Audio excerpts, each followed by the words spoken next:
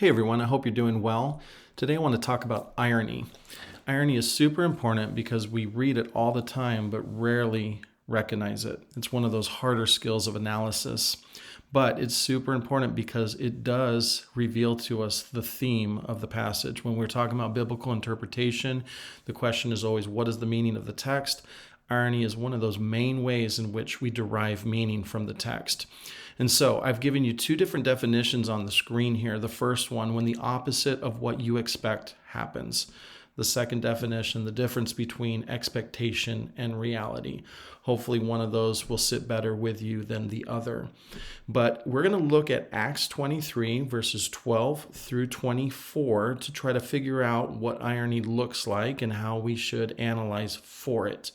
Before we read the text, I want to give you a brief explanation of the context. Before this, Paul had been preaching in the temple court. He was sharing the gospel and got in trouble for it, created a disturbance, which led to his arrest. He then proceeded to argue his case before the Sanhedrin, the Pharisees, the Sadducees, caused more of a disturbance. So he's still in jail at this point, but this is the next part of the story in the Acts account. So we're going to begin with verse 12. When it was morning, the Jews formed a conspiracy and bound themselves under a curse not to eat or drink until they had killed Paul. There were more than 40 who had formed this plot. These men went to the chief priests and elders and said, "We have bound ourselves under a solemn curse that we won't eat anything until we have killed Paul. So now you, along with the Sanhedrin, make a request to the commander that he bring him down to you as if you were going to investigate his case more thoroughly.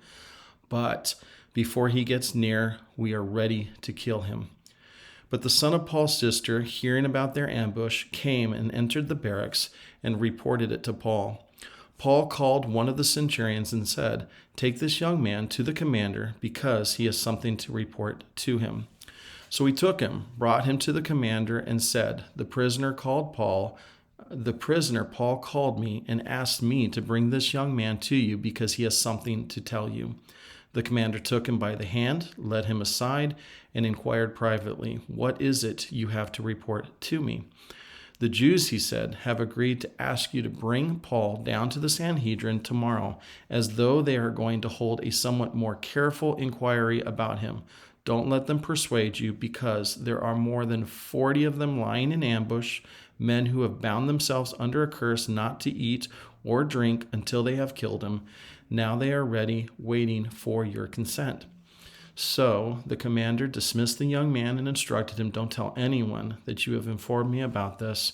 He summoned 2 of his centurions and said, "Get 200 soldiers ready with 70 cavalry and 200 spearmen to go to Caesarea at 9 tonight. Also provide mounts to ride so that Paul may be brought safely to Felix the governor." I'm going to propose that there's actually 2 points of irony in this text, 2 different places in which our expectations meet some kind of dissonance within God's reality. The first we see in verse 13.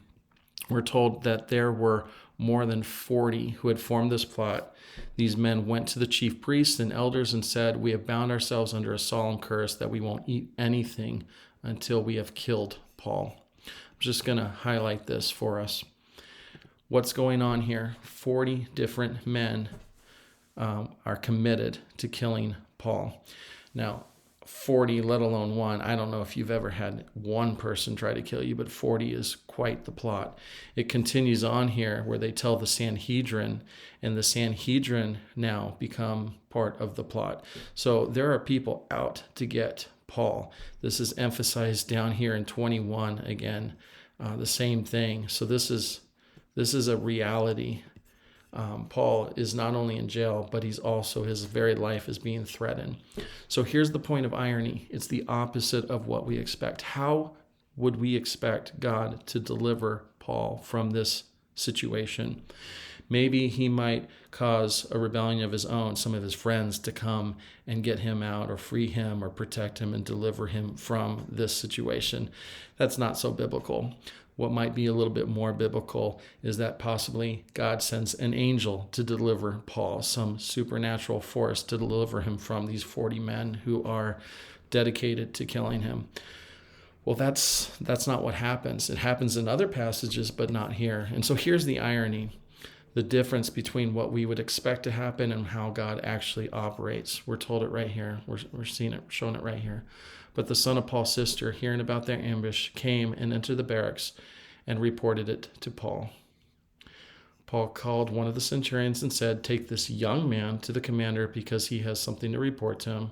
So he took him, brought him to the commander, and said, "The prisoner, Paul called me, talk to this young man, blah, blah, blah." And then I'm going to end it right here. The commander took him by the hand. I wanted to highlight this right here, that he took him by the hand, because although he's described as being a young man, the commander took him by the hand. I don't think a commander is going to take another man by the hand. I don't think a commander is going to take even an adolescent male by the hand. I have a 13-year-old son. He's not going to let me hold his hand. A younger male boy would probably allow an older man to take him by the hand. So this is what we should see, that the Lord is delivering Paul through the mouth of a little boy. He's younger than a younger man.